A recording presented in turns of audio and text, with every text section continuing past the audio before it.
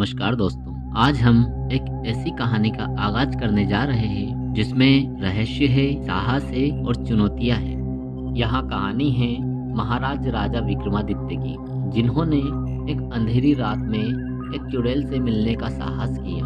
क्या आप जानते हैं उस रात क्या हुआ? वो सब जो एक पुरानी दंत कथा का हिस्सा था, राजा को एक चुनौती देने आया था। क्या बेताल चुड़ैल का रूप लेकर राजा विक्रमादित्य की परीक्षा लेना चाहता है? कहानी की शुरुआत होती है एक अंधेरी रात में, जब राजा विक्रमादित्य एक पुराने वृक्ष के नीचे एक शव को देखता है। यहाँ शव एक चुड़ैल का है जो उसे बुलाती है, राजा, अगर तुम मुझे अपने साथ ले जाओगे तो मैं तुम्हें एक ऐसी कहानी सुनाऊंगी जो तुम्हारे मन को छू जाएगी। राजा विक्रमादित्य ने इस प्रस्ताव को स्वीकार कर लिया, लेकिन शव ने कहा, यह कहानी सिर्फ तब खत्म होगी जब तुम इसमें दिए गए सवालों का सही जवाब दोगे। अगर तुमने गलत जवाब दिया तो मुझे मेरी जगह वापस ले जाना होगा। अगली कहानी शुरू होती है एक सम्राट की, जिसे अपने दोस्तों पर पूरा भरोसा था। लेकिन एक रात उसका एक दोस्त उसकी पीठ पर खंजर से वार कर देता है। राजा को यहाँ समझना है कि दोस्ती या दुश्मनी का असर क्या होता है। बेताल पूछता है, सम्राट ने क्या किया और उसकी सच्ची दोस्ती की क्या परीक्षा हुई?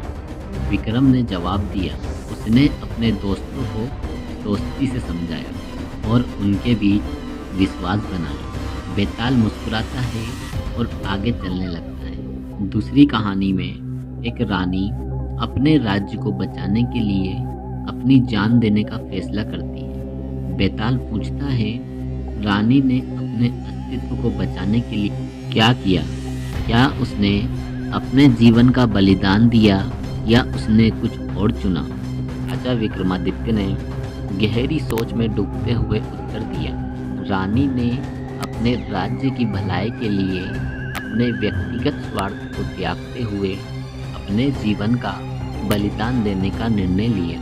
लेकिन इस बलिदान का अर्थ यह नहीं था कि वह केवल अपनी जान दे दे, बल्कि उसने अपने लोगों के लिए एक मजबूत उदाहरण पेश किया, जिससे वे प्रेरित हो और एकजुट होकर संकट का सामना करें। विक्रम के जवाब पर बेताल उसकी बुद्धि की प्रशंसा करता है और कहानी को और भी रोमांचक बना देता है। राजा ने महसूस किया कि चुनौतियां अभी खत्म नहीं हुई थी।